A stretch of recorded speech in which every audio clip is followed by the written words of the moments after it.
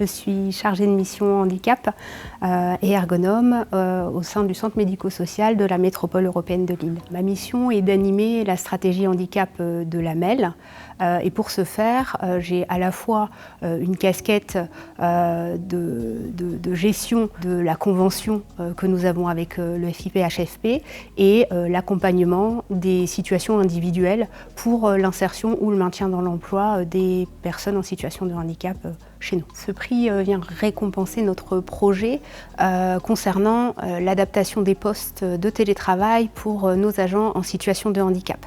Post-Covid, sur l'impulsion des organisations syndicales, le vice-président aux ressources humaines nous a sollicité, donc Centre médico-social et particulièrement la mission handicap, pour réfléchir à la dotation de nos agents en télétravail compte tenu de leur situation de handicap. Et donc, on a pu réfléchir à un accompagnement individuel qui soit également réfléchi. Au départ, la commande était une double dotation. Donc, ce qu'on a souhaité, nous, développer, c'est les échanges avec les agents concernés pour savoir quels étaient leurs besoins sur leur lieu de télétravail à la maison, parce que tous n'avaient pas la possibilité d'accueillir un siège, un plan de travail réglable en hauteur, parce que parfois ça se passait dans le salon. Donc l'idée était surtout de répondre à un besoin à un instant T dans un environnement donné. Et donc c'est là où on a proposé le projet avec l'intervention des ergonomes. Alors le projet il a été possible déjà grâce aux agents qui nous ont fait confiance et qui nous ont ouvert les portes de leur domicile, soit directement puisqu'on a réalisé des études de poste in situ, soit en nous transmettant des photos, des vidéos, en étant en visio avec nous pour qu'on étudie leur environnement de travail. Donc ça c'est une première chose. Et ensuite ce projet il a été possible aussi parce que on a eu des différentes directions, différentes personnes dans ces directions qui ont cru et qui y ont mis du temps et de l'énergie.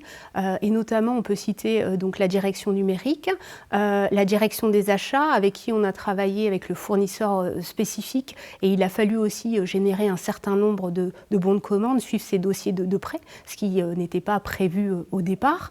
Et on peut penser aussi à la direction logistique qui a été là pour accuser réception du matériel, nous passer les relais et qui a permis de rendre tout ça possible pour nos agents. Si on fait un focus sur la cible initiale, donc on a interrogé en tout cas tous les agents qui étaient à la fois télétravailleurs et avec un statut de travailleur handicapé. Donc ça représentait au départ 122 agents. In fine, 65 agents ont bénéficié d'un équipement. Donc, dans la grosse vague de fin de projet, ça a été 50 agents, mais on n'a pas attendu le projet pour accompagner nos agents qui étaient pour certains dans une situation urgente ou complexe, donc avec dérogation médicale pour ce faire tout au long finalement des mois passés. Et en parallèle du projet, on est allé les équiper au domicile. Le projet a identifié ces agents, donc là il est en finalisation de déploiement. Il nous reste la partie informatique et mobilier à installer, donc on est à peu près 65% de déploiement. Ce qui est aussi intéressant, c'est qu'avec la participation de notre direction numérique, on a pu profiter du réemploi des écrans informatiques qui ont été renouvelés chez nous. Donc c'est un projet partagé de manière transversale avec les différentes directions de la MEL.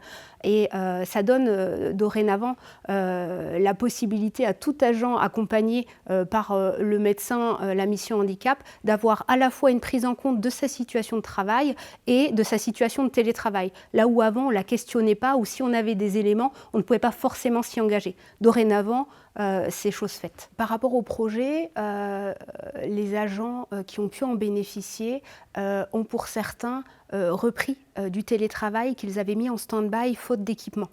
Et donc finalement, il y avait une sorte de déséquilibre ou en tout cas d'inégalité sur l'accès à cette organisation de travail qui a aussi des aspects favorables dans le nombre de trajets domicile-travail notamment. Et donc le fait d'avoir un équipement également à la maison, c'était finalement ne pas choisir et pouvoir profiter pleinement de ce que la MEL offre à l'ensemble de ses agents. Dorénavant, à chaque fois que la mission handicap rencontrera un agent et réalisera un diagnostic des besoins, le besoin en télétravail sera évalué également.